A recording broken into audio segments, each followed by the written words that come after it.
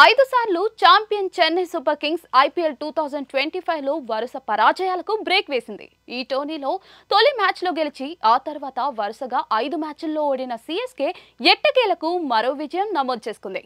సోమవారం అంటే ఏప్రిల్ 14న లక్నో వేదికగా లక్నో సూపర్ జైంట్స్ తో జరిగిన మ్యాచ్లో 5 వికెట్ల తేడాతో గెలుపొందింది. ఫస్ట్ బౌలింగ్ చేసి లక్నోను కట్టడి చేసింది సీఎస్కే. ఆ తర్వాత Mahendra Singh Dhoni match winning performance తో ఈ ఎడిషన్ లో రెండో విజయాన్ని నమోదు చేసింది సీఎస్కే. బ్యాటింగ్ తో కీపింగ్ తో ఆకట్టుకున్న Dhoni player of the match గా నిలిచాడు. ఈ మ్యాచ్ లో టాస్ గెలిచిన సీఎస్కే బౌలింగ్ ఎంచుకుంది.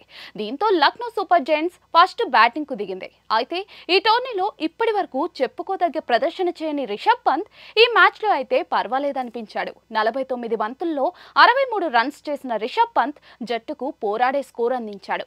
దీంతో లక్నో సూపర్ జైంట్స్ నిర్ణీత 20 ఓవర్లలో 166 పరుగులు స్కోర్ చేసింది. చెన్నై సూపర్ కింగ్స్ బౌలర్లలో మతీషా పతిరానా 2, రవీంద్ర జడేజా 2 వికెట్లు పడగొట్టగా ఖలీల్ అహ్మద్, అన్షుల్ కాంబోజ్ ఒక్కో వికెట్ తీశారు. అనంతరం 167 పరుగుల లక్ష్యంతో బరిలోకి దిగిన చెన్నై సూపర్ కింగ్స్ మరో 3 బంతులు మిగిలి ఉండగానే గెలుపొందింది. ఈ మ్యాచ్ తో ఐపీఎల్లో డెబ్యూ చేసిన ఆంధ్రప్రదేశ్ కుర్రాడు షేక్ రషీద్ 19 బంతుల్లో 27 రన్స్ చేసి రాణించాడు.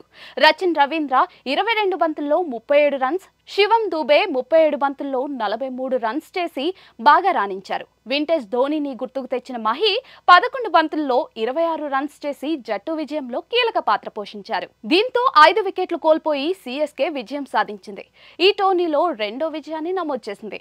అటు హ్యాట్రిక్ విజయాలు సాధించిన జోరు మీదున్న లక్నో సీఎస్కేతో ఓడి పాయింట్ల పట్టికలో 4 ప్లేస్లో నిలిచింది.